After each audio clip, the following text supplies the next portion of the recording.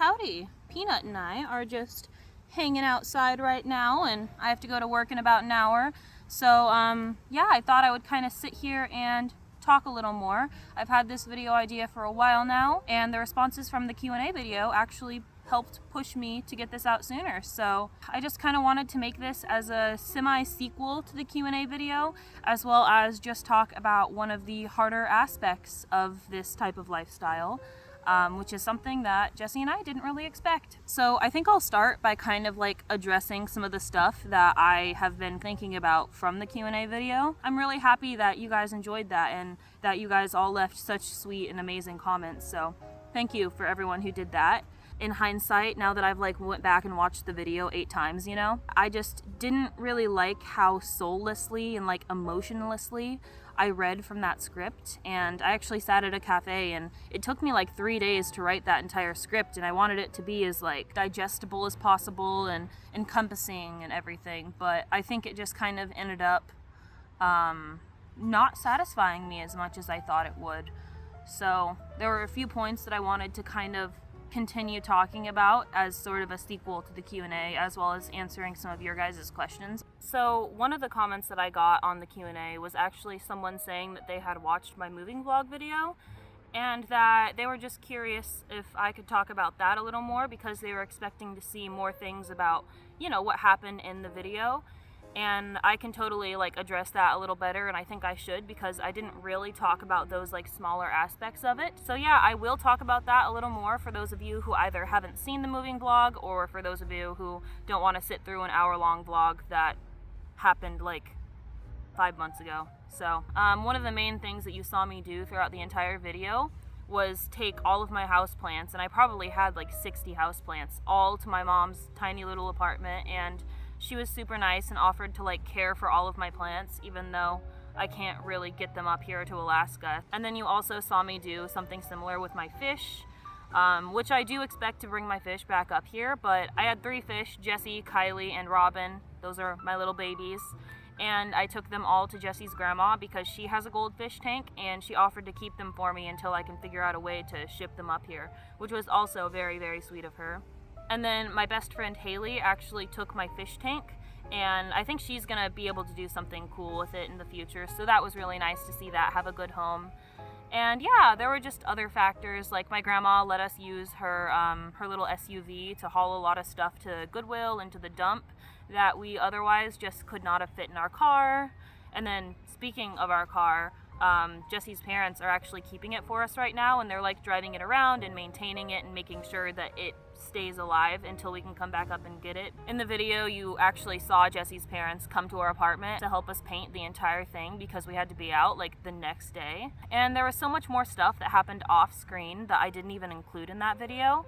The little camper that currently is on our truck. Jesse's mom actually scrolled on Facebook Marketplace and found that for us and set it up with the guy that Jesse and I could go and meet him and see it and try it on our truck. It fit perfectly, so we were able to buy that, and now we kind of have a house out of it. So that was one thing that happened. And then all of my friends were super, super supportive, and there were just certain things that I really struggled to part with.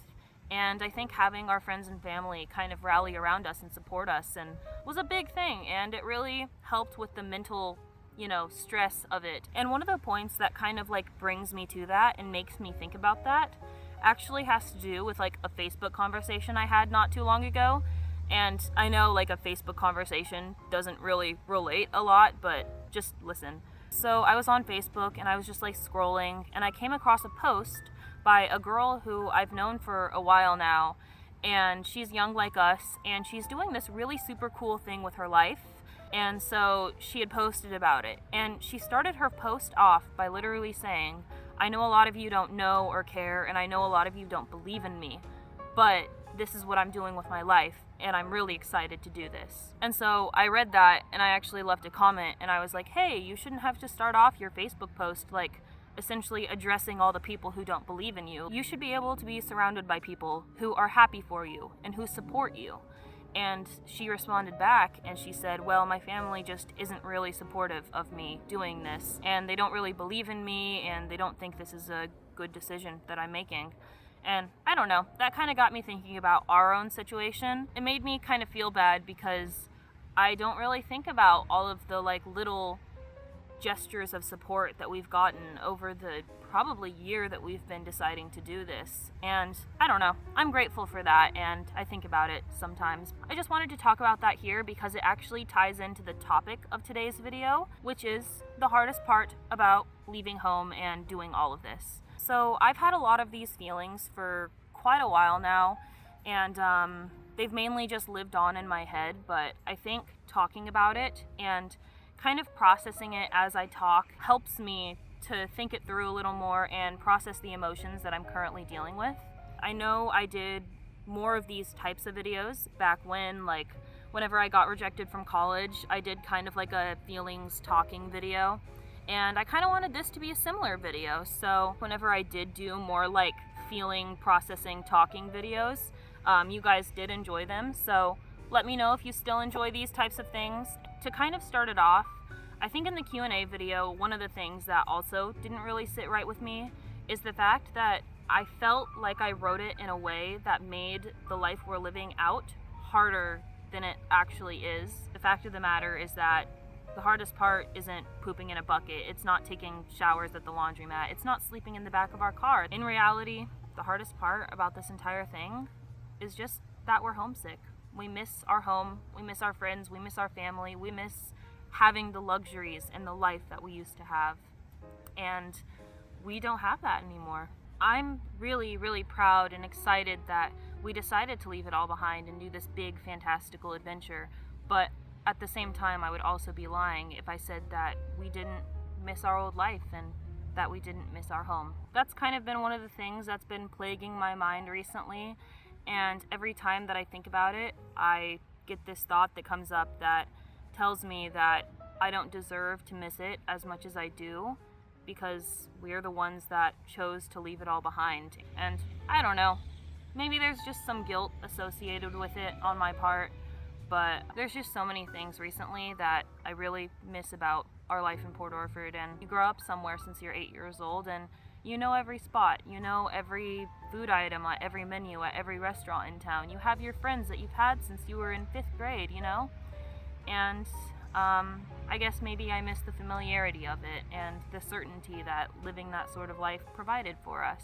More than anything, I think the homesick feeling that is really starting to get to me is just that I miss the people that I haven't seen in like 4 months now. It used to be so common that if I was bored, I would just go to my grandma's house and we would sit there and drink coffee. And I also miss going to my mom's house for dinner every week. And every week she would make a warm, home-cooked meal, and I would just be able to go over there and talk about everything that was going on in my life. And she would send me home with the leftovers because she knew I couldn't cook. And I miss having sleepovers with my friend Haley and playing video games and drinking hot chocolate and tea and almost feeling like a kid again, even if it's only for a night. And now that it's starting to feel like summertime again and it's getting super hot, I almost expect a text from Jesse's mom asking if we want to go upriver. During the summer, that was something we always did, and every day that gave me something to look forward to. And I guess what I miss is having things to look forward to and having people to look forward to seeing. I remember we used to have these barbecues where Jesse's grandma Laura would come down, and she would always have like these really good homemade desserts. And Jesse's dad would always barbecue, and he always talked about how the chicken was always overcooked and dry, but anytime he said that, we knew that it would just be like the most succulent, delicious chicken we've ever had. And I don't know, I miss having those interpersonal relationships and connections and interactions, and it's something that we haven't had for months now. I guess I feel like we really took it all for granted. When Jesse and I decided to come and do this, we kind of assumed that the hardest part would be having to live this harsh, rugged, off-grid lifestyle. And while that does have its things, it just doesn't compare to the emotional aspects that I just wasn't expecting from this. And it kind of makes me think about how I took for granted all of the beautiful things that we had back in Port Orford, and I miss being able to go and see my friends and go and see my family and, I don't know, have some sort of community. And the reality is that we're all alone here. I know that a lot of you have said that you're really interested in this journey of ours and that a lot of you actually want to pursue something similar. And I thought that this would be a really interesting video to make for you guys, because I certainly wasn't expecting this to be the case whenever we left. And now I think about it every day. I really don't think I've covered all of the points that I wanted to cover in this video, but I actually have to go to work soon, and I think I've covered enough for me to feel a lot better than whenever I first sat down here. So thank you so much for watching if you did, and I would just love to know if you guys could leave some comments about whether you prefer this sort of roundabout talking and chatting style, or if you would just prefer that I make a script, have it be super structured and digestible, and do it that way. So yeah, let me know what you guys think, and sorry to make a kind of sadder note video, but it's important that you guys as subscribers know what's going on. So yeah, that's kind of what's been going on with me, and thanks for chatting and catching up, and I hope you all have an amazing day. Oh, and Peanut says goodbye. Say goodbye.